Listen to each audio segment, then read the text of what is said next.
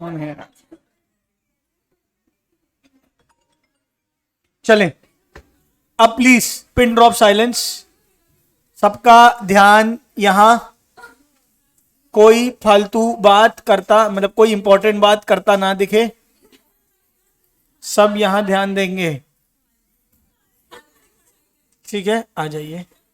हमने DRR पढ़ा था, आपको याद है? अगर आउट ऑफ प्रॉफिट्स होता है, अगर आउट ऑफ प्रॉफिट्स होता है तो 100% DRR बनाना पड़ता है, राइट? याद रखना ये बात। अगर आउट ऑफ कैपिटल होता है तो DRR नहीं बनाना पड़ता है। अगर आउट ऑफ कैपिटल होता है तो DRR नहीं बनाना पड़ता। मैं तुमको बता रहा हूं बेसिक फॉर्मेट, प्लीज जल्दी आ जाओ, यहां सुन लो। पेन नंबर बता दूं, 135।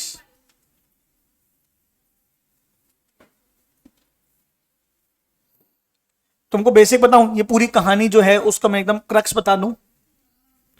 दो चीज होती है, आउट ऑफ कैपिटल और एक होता है आउट ऑफ प्रॉफिट। सुन रहे हो क्या? एक होता है out of capital, out of profit. उसने बोला आउट ऑफ कैपिटल में DRR नहीं बनाना और आउट ऑफ प्रॉफिट में DRR banana. Out of profit में हमेशा 100% बनाना, 100% of face value, 100% of face value. अगर आउट ऑफ कैपिटल बना रहे हो, क्या बना रहे हो? आउट ऑफ कैपिटल, तो वैसे DRR बनाने की रिक्वायरमेंट नहीं है, लेकिन फिर भी जो ऊपर वाली कंपनीज है जो हमने पढ़ी थी, कौन सी, कहां गया टेबल अपना,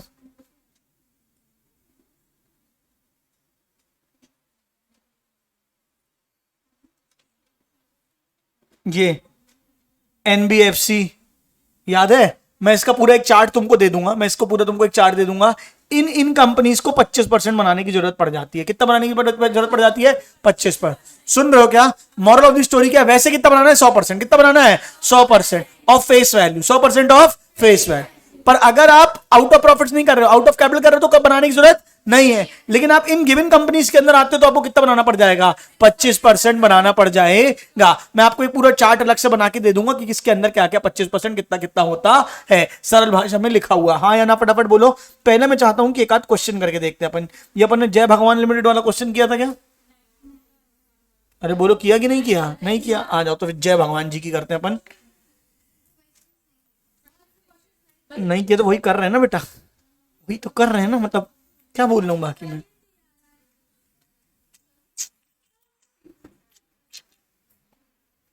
बोलू? हेलो, जय Bhagwan limited, Jai Bhagwan limited had a balance of 4 lakh in the profit and loss statement. PNL में कितना पैसा रखा है? 4 lakh. The company decided to forgo the payment of dividend and utilise the profit, यानी कि to repay the 12% 3.5 lakh debenture on 30 June 19। तो मुझे बताओ आउट ऑफ प्रॉफिट्स है कि आउट ऑफ कैपिटल है? बोला है ना कि forgo the dividend and utilise the profit, यानी क्या है? Out of profits. कितने के डिबेंचर रिडीम करना है? 3.5 लाख के। अरे हाँ, at a premium of 10%, at a premium of 10%। तो पैसे कितने चुकाने पड़ेंगे? 3.5 लाख प्लस 10% प्रीमियम है। अरे हाँ बोलना यार, 35,000। तो कितना हो जाएगा? 3,85,000। अरे नहीं समझ आ रहा है क्या? 3.5 लाख के डिबेंचर्स को प्रीमियम में रिडीम करना है, 3.5 लाख के डिबेंचर्स को प्रीमियम में रिडीम करना है, तो 3.5 लाख को डिबेंचर्स को 385 में पे करना है। हाँ या ना बोलो? Debenture on 30 June at a premium of 10%। Debenture interest is paid annually on 31 December every year. Interest कब पे किया जाएगा? 31 दिसंबर को। और हमको रिडीम कब करना है? 30 जून को। Accounts are close, the company has a balance of 2 lakh in DRR। DRR में कितना पड़ा हुआ है? ऑलरेडी पड़ा हुआ है। नहीं सुन रहे हो?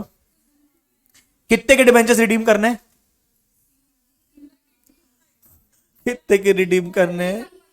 3,50,000 के रिडीम करने हैं, 3,85,000 में रिडीम करने हैं। फेस वैल्यू कितना है जो रिडीम हो रहा है? 3.5 लाख। आउट ऑफ प्रॉफिट से DRR कितना बनाओगे? 100% ऑफ फेस वैल्यू, यानी कितने रुपए का? 3,50,000। तो DRR में कितना होना चाहिए? 3,50,000। ऑलरेडी कितना है DRR में? कितना है? तो और कितना बनाओगे? 1.5 लाख। नहीं समझ में आया? 3.5 लाख के डिवेंचर रिडीम करने हैं तो 3.5 लाख का डीआरआर बनाना है क्योंकि आउट ऑफ प्रॉफिट्स है, जिसमें से 2 लाख का है ऑलरेडी डीआरआर में रखा हुआ है, तो एक्स्ट्रा 1.5 लाख और बना देंगे, हाँ या ना, फटाफट बोलो। तो सबसे पहले 30 जून को वो क्या देंगे, इंटरेस्ट देंगे। क्या देंगे, इंटरेस्ट। हाँ कितने, 3.5 लाख का 12%। कैलकुलेटर लेके बैठो, बड़ा फटाफट कितना आएगा, 3.5 लाख का 12%। अप्रैल मई जून 3 महीने का दोगे, इंटू 3/12।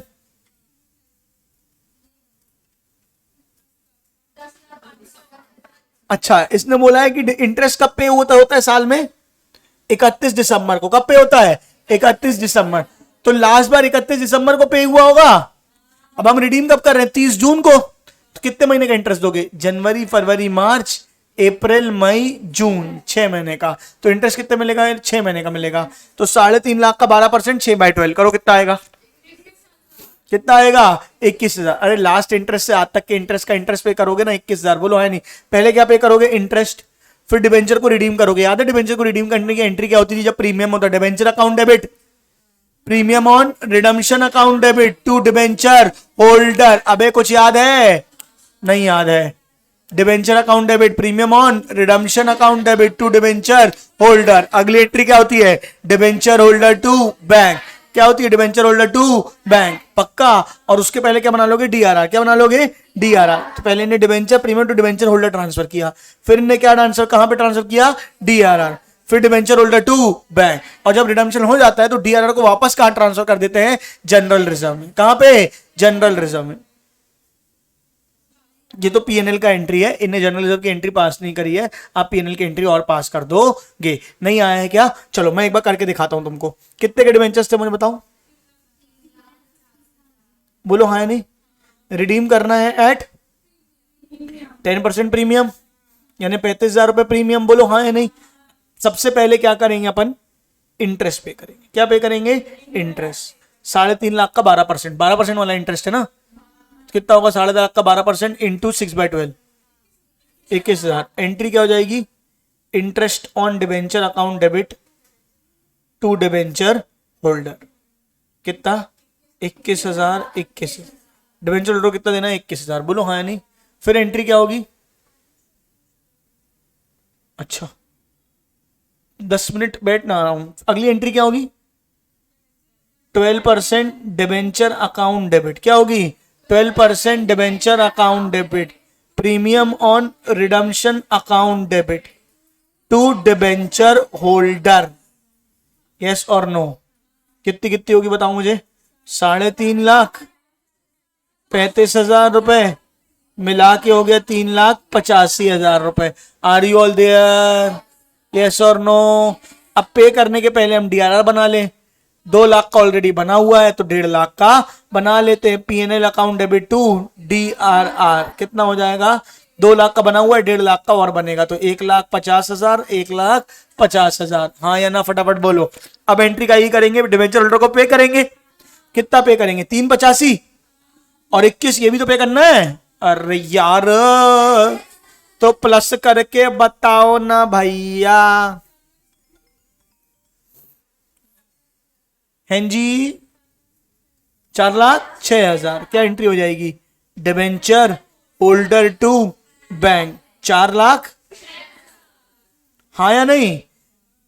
जब पूरे डिबेंचर रिडीम होते हैं तो डीआरआर को वापस जनरल रिजर्व में ट्रांसफर करते हैं। अभी डीआरआर क्रिएट किया था तो क्रेडिट किया था क्योंकि रिजर्व था। कहां किया, ये डीआरआर क्रिएट किया, बोलो हाँ।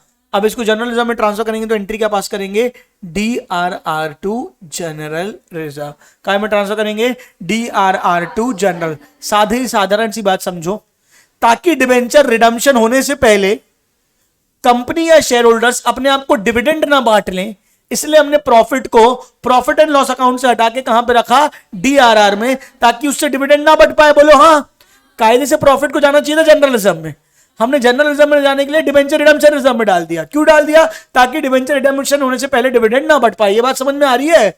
अब डिबेंचर रिडम्पशन हो गया तो अब डीआरआर में पैसा क्यों रखना है, क्या कर दो, सीधे सीधे उसको क्या कर दो, वापस से जनरल रिजर्व में ट्रांसफर कर दो। काय में ट्रांसफर कर दो, जनरल रिजर्व में। एंट्री क्या हो जाएगी, डीआरआर टू जनरल रिजर्व। जितना बनाया था पूरा 3.5 लाख, 3.5 लाख। अभी तो 1.5 लाख ट्रांसफर किया, ऑटो तो था तो टोटल 2 लाख ना। हाँ या ना, फटाफट बोलो। नहीं आ रहा है ये, हाँ, सवाल समझे इसका?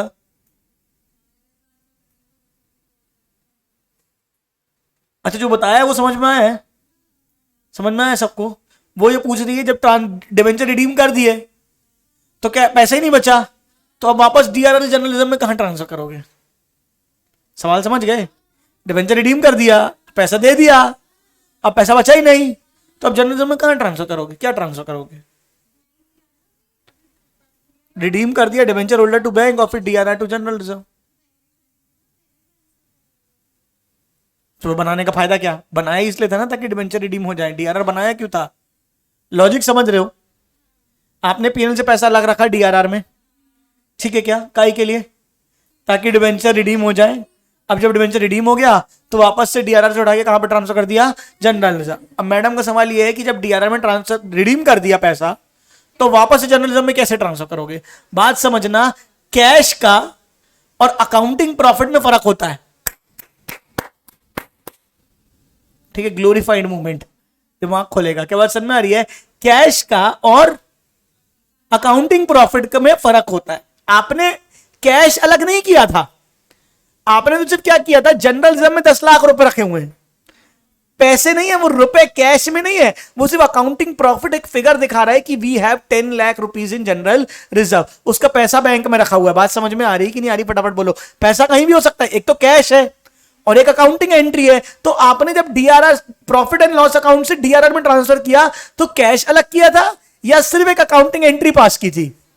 सिर्फ एक अकाउंटिंग एंट्री पास की। क्यों एंट्री पास की थी, समझना बात को। जनरल रिजर्व में 20 लाख दिख रहा होगा, तो लोग, शेयर होल्डर्स लोग दबाव बनाएंगे डायरेक्टर्स पे, भैया डिविडेंड दो, डिविडेंड दो, डिविडेंड दो, डिविडेंड दो। और वो बोलेंगे यार हमको इतना सारा जनरल रिजर्व रखा हुआ है, क्यों रखा हुआ है अपने पास, डिविडेंड दो। तो इसीलिए, ताकि जनरल रिजर्व में इतना ज्यादा अमाउंट ना देखिए, हमने जनरल रिजर्व से हटा के कहां पे रख दिया? डीआरआर। कैश तो अलग ही चल रहा है ना, नहीं आ रही बात सन में? हमने डीआरआर कहां पे उठा के रख दिया?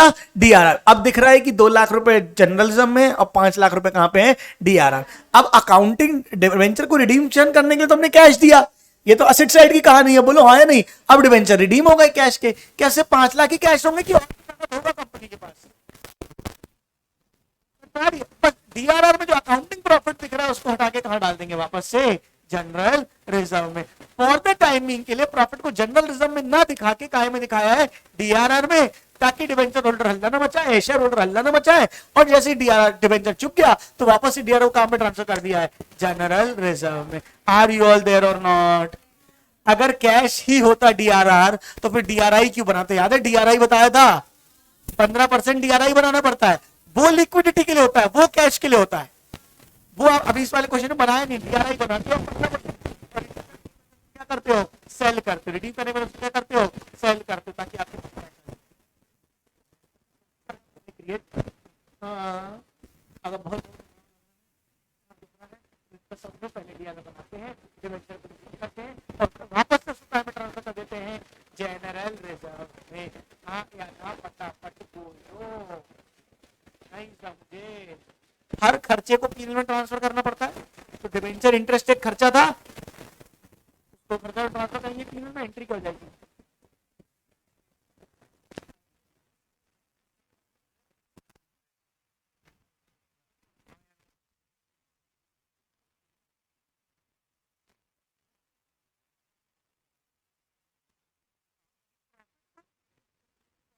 अलग करके रखना होता है ताकि जनरल सब में बहुत ज्यादा अमाउंट ना जाए। अब देखो कंपनी में डिसीजन लेने वाले कौन है? शेयर होल्डर ही है जीएम में आके।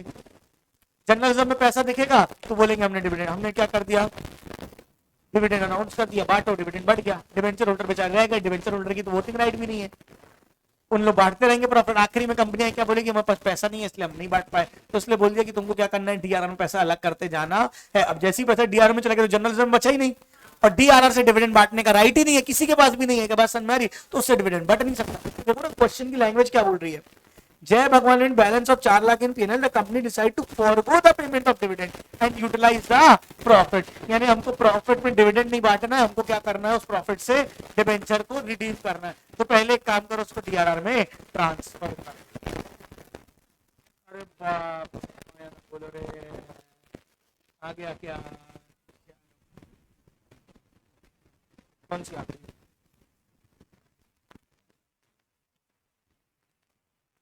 वही कैश में और अकाउंटिंग में, अब ये थोड़ा इन डेप्थ तुमको समझना पड़ेगा बेटा। ये होता है, एक होता है कैश और एक होता है अकाउंटिंग प्रॉफिट। एक क्या होता है, अकाउंटिंग। बस मैंने फिगर को जनरल रिजर्व से हटा के कहाँ पे डाला है, DRR। कैश तो मेरे पास अपराध रखा हुआ 50 लाख, यहाँ पे जनरल रिजर्व में 10 लाख थे, मैंने यहाँ पे उठा के कितने कर दिए, 6 लाख डाल दिया। यहाँ कितने बच गए, 4 लाख, कैश 50 लाख रुपए। बात समझ में आ रही है। अब 6 लाख के डिबेंचर क्या कर दिए, रिडीम कर दिए। तो ये 50 लाख में से मान के चलो 6 लाख चले गए, कितना कैश बचा, 44 लाख रुपए। अभी भी कंपनी के पास सिर्फ 44, कंपनी के पास तो कैश तो कितना है, 44 लाख। अब ये 6 लाख रुपए वापस से कहां चला जाएगा, DRR में, ताकि सॉरी जनरल रिजर्व में। तो वापस से कितना हो गया, 4 और 6 मिला के कितना हो गया, ये 10 लाख वापस से हो गया। बोलो हाँ नहीं। इसके अगेंस्ट का कैश तो बहुत है ना अपने पास, बस प्रॉफिट को हम अलग कर रहे हैं, अकाउंटिंग एंट्री पास कर रहे हैं। बस हमने जब एंट्री पास करी DRR बनाने की, कुछ कैश भेजा कहीं पे, क्या एंट्री पास करी, P&L प्रोविजन DRR, प्रॉफिट को कम किया, DRR को बढ़ाया, और आखिरी में DRR को कम किया, जनरल रिजर्व को बढ़ाया, DRR to general reserve. Are you all there और नॉट? अरे हाँ कि ना, हाँ ना बोलो यार। चलो अब एक काम करो, सिंकिंग फंड मेथड मैं भी नहीं पढ़ाना चाहता तुमको, नहीं तो तुम्हारी जो जिंदगी है वो सिंकिंग फंड हो जाएगी। ये वाला क्वेश्चन किया था अपन ने, इलस्ट्रेशन 10 तो कर लिया था ना।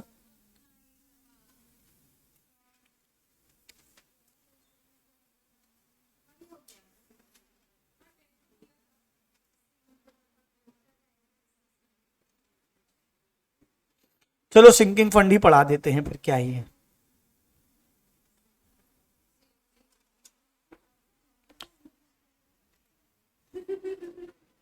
चेहरा देख रही थी फ्रंट कैमरा से।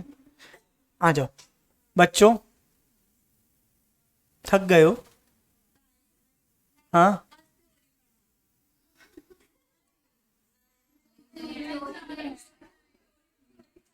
बात बताओ, तुम लोग बोलते हो थ्योरी पढ़ाना, ये पढ़ाना, तुम लोग को लगता है तुम लोग की चलती है?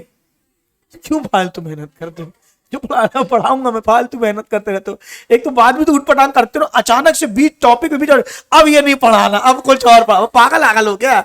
मजाक चल रहा है कि ये वाला गेम नहीं खेल के वाला गेम खेलेंगे, चल रहा है डिवेंचर पढ़ा रहे, लेकिन अब थ्योरी पढ़ाना। अब है प्रैक्टिकल तो क्या करूं, थ्योरी प्रैक्टिकल को अलग अलग करता बैठ के दिन भर, उसमें बीच में है थ्योरी तो पढ़ेगी, प्रैक्टिकल है तो पढ़ना पड़ेगा, उसमें क्या कर सकता है आदमी।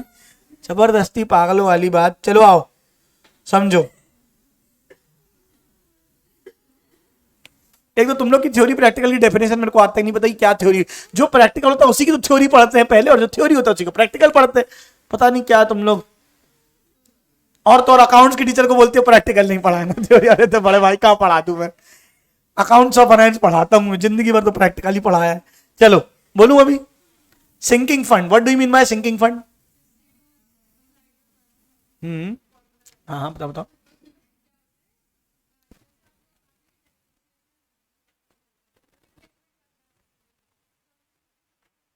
हाँ हाँ सही बोल रही हो।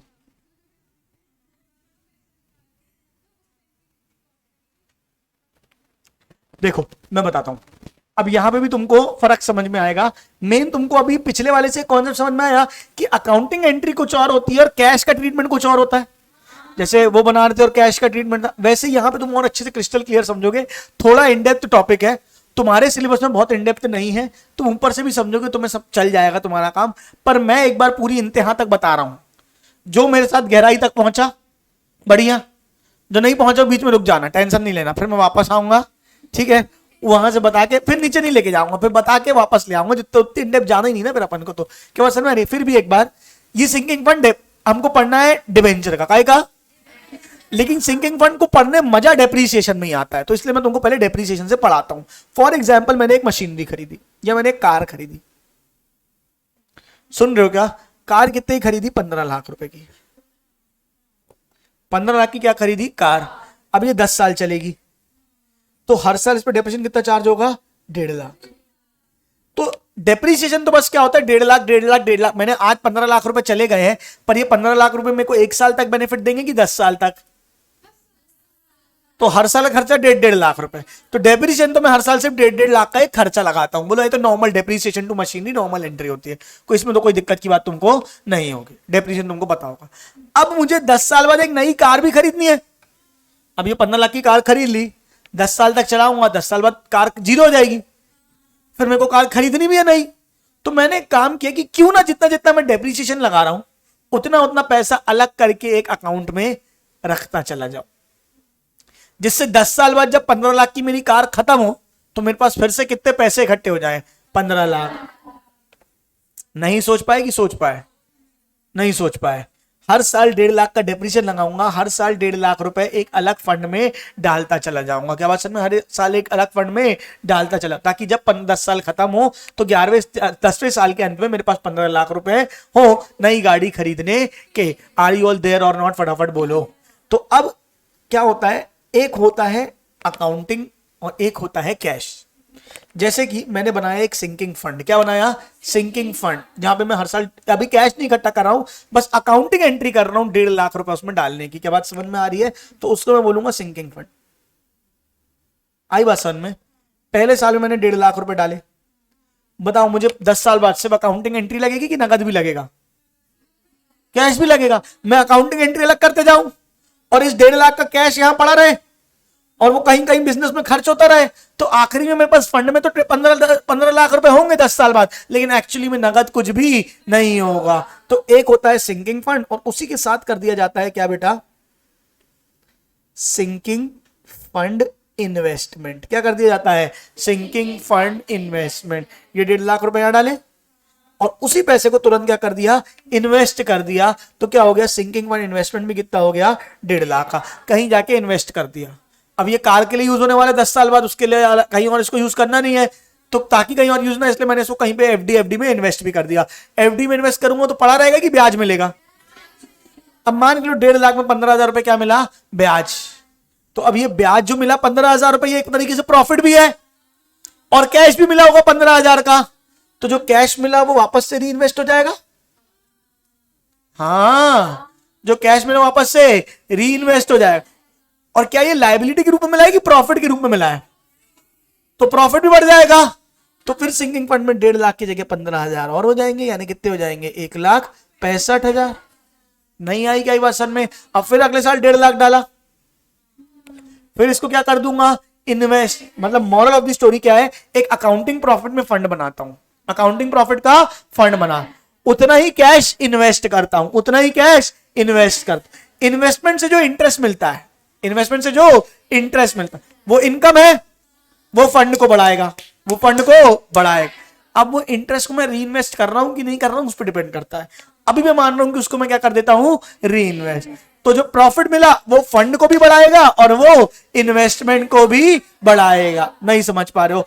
फिर अगले साल 1.5 लाख रुपए कहां जाएंगे? फंड में, और वही फंड फिर से क्या होगा? इन्वेस्ट। तो अब 3,15,000 हो गए, क्योंकि 3 लाख और 15,000 रुपए जो प्रॉफिट हुआ था, अब 3 लाख में ब्याज मिलेगा 30,000 रुपए। अरे बोलना बे। और ये भी प्रॉफिट के नेचर का है, तो ये फंड को भी बढ़ाएगा। और ये जैसे ये सिंकिंग फंड आपने किसी असेट को रिप्लेस करने के लिए बनाया, वैसे ही सिंकिंग फंड आप बनाते हो डिबेंचर को रिडीम करने के लिए। आज मैंने डिबेंचर इशू किया, एक तरीके से लोन लिया, मुझे पता है 10 साल बाद चुकाना है, तो एक फंड बना दो और उतना ही पैसा क्या कर दो? इन्वेस्ट कर दो। इससे ब्याज मिलेगा, वो फंड को भी बढ़ाएगा और इन्वेस्टमेंट को भी बढ़ाएगा। अगर री इन्वेस्ट करेंगे तो, जो कि आमतौर पे करते हैं, नहीं आया। और आखिरी में क्या मिलेगा? आखिरी में फंड भी बचेगा और इन्वेस्टमेंट भी बचेगा। सुनना, फंड भी बचेगा और इन्वेस्टमेंट भी बचेगा। इन्वेस्टमेंट को बेचूंगा, वो कैश बन जाए, कैश बन जाएगा, और उस कैश से क्या कर दूंगा? डिबेंचर को रिडीम कर दूंगा। फंड अभी भी पड़ा हुआ है क्योंकि वो तो एक अकाउंटिंग एंट्री है, उस फंड को भी क्या कर दूंगा? डिसॉल्व कर दूंगा। उस फंड को भी क्या कर दूंगा? डिसॉल्व कर दूंगा। नहीं आया कि आया? भैया कैश अलग रखने के लिए आपको ये तो बताना पड़ेगा ना उसकी अकाउंटिंग एंट्री प्रॉफिट में कहां गई। तो यहां फंड एक अकाउंटिंग एंट्री होता है और उसका इन्वेस्टमेंट एक इन्वेस्टमेंट होता है। हाँ या ना फटाफट बोलो। ऐसे चलता है, आखिर में फंड नगद में बदल जाता है और उससे या तो डिबेंचर रीपे हो जाता है या तो मशीनरी आ जाती है, और ये फंड को फिर क्या कर दिया जाता है? डिसॉल्व कर दिया जाता है। ये होता है सिंकिंग फंड का प्रोसेस। हाँ या ना फटाफट बोलो। नहीं आया कि आया? अभी डाउट्स नहीं लूंगा, 2 सेकंड पहले एंट्रीज दिखाऊंगा फिर डाउट्स लूंगा। देख रहे हो क्या? चलो देखो, 2 प्रकार के फंड होते हैं, एक होता है क्यूमुलेटिव, एक होता है नॉन क्यूमुलेटिव। जो री इन्वेस्ट होता जा रहा है वो क्यूमुलेटिव। अरे रे रे रे रे रे बोलो ना रे। पहला साल, eight the end of first year, पहले साल का अंत, मुंह फाड़ रही है ईशा। ईशा नाम है ना, क्या नाम है? जिया।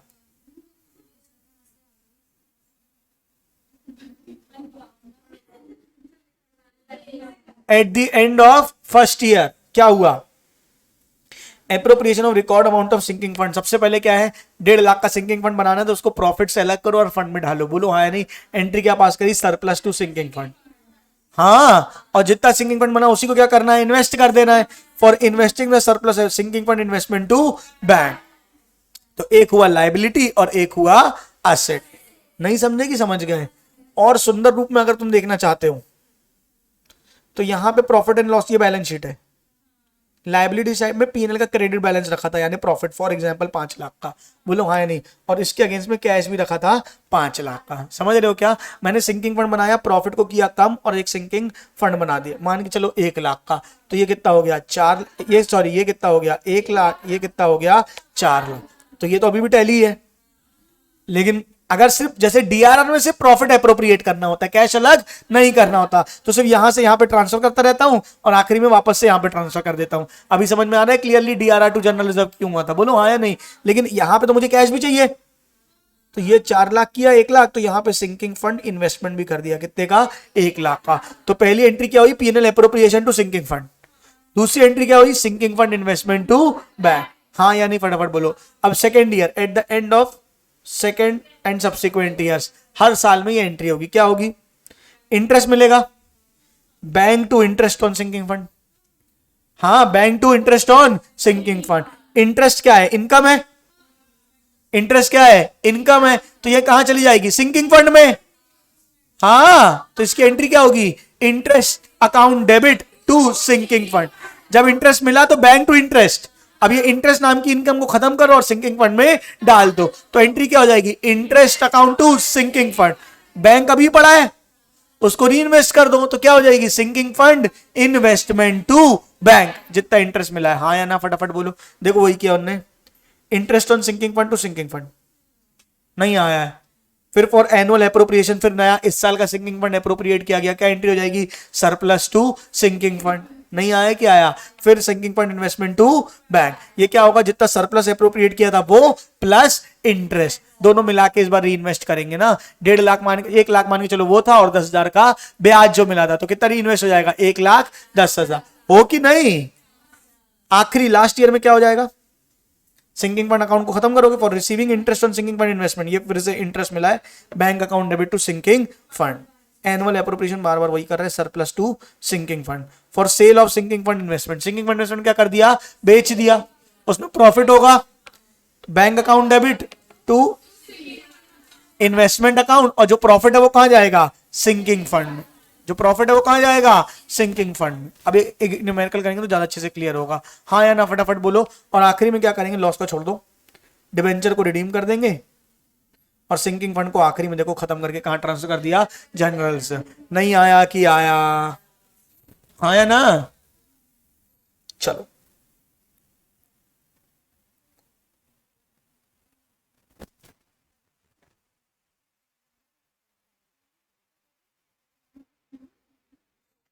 मैं एक बार लिख के बताऊं अच्छे से?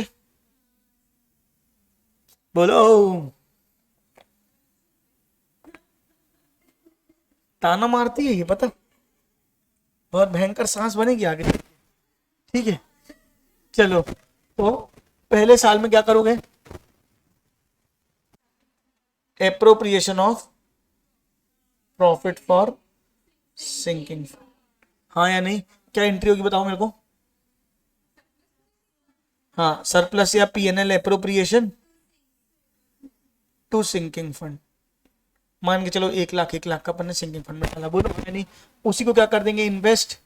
तो sinking investment to bank 1 lakh. बोलो हाँ या नहीं? ये फर्स्ट ईयर के एंड में किया। सेकेंड ईयर, फर्स्ट ईयर के एंड में तो कोई इंटरेस्ट मिलेगा नहीं क्योंकि अभी तो बनाया सिंकिंग फंड पहला पहला। बोलो हाँ या नहीं? अब सेकेंड ईयर के एंड में इंटरेस्ट मिलेगा। अब 2 मिनट सुनना। इंटरेस्ट मिलेगा तो एंट्री क्या होगी? बैंक अकाउंट डेबिट टू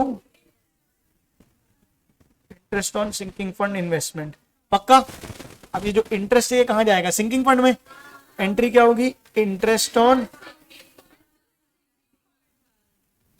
से यस और नो? अब इस एंट्री को अगर ध्यान से देखोगे तो एंट्री क्या है, bank account debit to interest on sinking fund, फिर interest on sinking fund to sinking fund, यानी अल्टीमेटली इंटरेस्ट कहां गया, सिंकिंग फंड में। तो बैंक टू सिंकिंग फंड भी कर सकता था, पर कॉन्सेप्चुअल क्लैरिटी के लिए पहले bank to interest on sinking fund दिखाया, फिर interest on sinking fund to sinking fund दिखाया। अल्टीमेटली इंटरेस्ट कहा जाता है सिंकिंग फंड में, बोलो हाँ या नहीं। अब मान के चलो ये कितना मिला था, 10,000 रुपए, कितना मिला था, पक्का। अब इस साल के सेकेंड ईयर के एंड में तो प्रॉफिट भी तो 1 लाख, हर साल 1-1 लाख रुपए डालना ना सिंकिंग फंड में। अब फिर से डालेंगे, क्या एंट्री करेंगे, PNL appropriation to sinking fund. कितना हो जाएगा बताओ मेरे को, 1 लाख 1 लाख, सिंकिंग फंड में तो चला गया ना 10,000, 1 लाख 1 लाख, बोलो हाँ या नहीं। अब इन्वेस्ट कितना करोगे, sinking fund investment to bank, कितना इन्वेस्ट करोगे, इस बार का 1 लाख और इंटरेस्ट का 10,000, तो 1 लाख 10,000, 1 लाख 10,000, ऐसे हर साल चलता रहेगा। लास्ट ईयर में इंटरेस्ट, लास्ट ईयर आ गया, अब सब कुछ हो गया है, इस साल भी इंटरेस्ट मिलेगा, तो लास्ट ईयर में इंटरेस्ट मिलेगा, एंट्री क्या होगी, bank account debit to sinking fund interest और sinking fund interest to sinking fund. हाँ, तुम्हारी बुक में लास्ट ईयर में ये 2 एंट्री, पहले 2 एंट्री करी, लास्ट में ये 2 एंट्री ना करके 1 एंट्री पास कर दी है, जिससे तुमको कंफ्यूजन हुआ थोड़ा सा। हाँ या ना, फटाफट, ये आया कि नहीं आया, ये लास्ट ईयर में इंटरेस्ट मिला जैसे हर साल मिलता था, अरे हाँ ना बोलो ना यार। अब इस इंटरेस्ट को इन्वेस्ट तो करने की जरूरत है ही नहीं, अब तो खत्म होने की बारी आई ना। अब सिंकिंग फंड इन्वेस्टमेंट को बेचो, बेचा तो प्रॉफिट या लॉस, प्रॉफिट हुआ तो एंट्री क्या होगी, बैंक अकाउंट डेबिट। मान के चलो सिंकिंग फंड में अभी तक 6 लाख इकट्ठे हो गए, कितने इकट्ठे हो गए हैं, 6 लाख, बिका 650 में, तो बैंक कितना होगा, 650 टू सिंकिंग फंड इन्वेस्टमेंट 6,50,000 का प्रॉफिट। और प्रॉफिट सारे कहां जा रहे हैं, घूम फिर के सिंकिंग फंड में। अरे प्रॉफिट कहां जा रहे हैं, इंटरेस्ट मिला था सिंकिंग फंड का, तो वापस से वो कहां गया था, सिंकिंग फंड में ही गया था ना। तो ये भी सीधे bank account debit to sinking fund investment to sinking fund. समझ आ रहा है, बहुत ज्यादा सिंकिंग सिंकिंग सिंकिंग सिंकिंग हो गया ना, ठीक है। क्या 6.5 लाख में देखा, 6,50,000 रुपए कहां चला गया, सिंकिंग फंड में, क्योंकि वो प्रॉफिट है, प्रॉफिट कहां जाता है सिंकिंग, और लॉस होता तो वो भी कहां जाता, पक्का ना। फॉर एग्जाम्पल 5.5 में क्या होता तो एंट्री क्या होती, 5.5, 6,50,000 का डेबिट करते सिंकिंग फंड, और अल्टीमेटली डिवेंचर को रिडीम कर देते, पैसा मिल गया तुमको सिंकिंग फंड बेच के, और जो सिंकिंग फंड में बचा उसको कहां ट्रांसफर कर देते, जनरल रिजर्व में। कहां ट्रांसफर कर देते, जनरल रिजर्व में। आर यू ऑल देयर और नॉट। मैं चाहता हूं ये पूरी एंट्रीज तक का आप एक बार देख के आएंगे, फिर बोलोगे तो कल मैं इसका एक न्यूमेरिकल भी है, नॉन क्यूमुलेटिव और क्यूमुलेटिव दोनों, नॉन क्यूमुलेटिव क्यूमुलेटिव करा दूंगा, नॉन क्यूमुलेटिव सीधे अपन क्वेश्चन में कर लेंगे। इसके बाद अपन अगला मेथड पढ़ेंगे, इंश्योरेंस पॉलिसी मेथड। चल जाएगा क्या, हाँ ना बोलो, इंपॉर्टेंट है, प्लीज मिस मत करना, पूरा रीड करके आना, ठीक है। क्या नोट करना है कि स्क्रीनशॉट भेज दूं,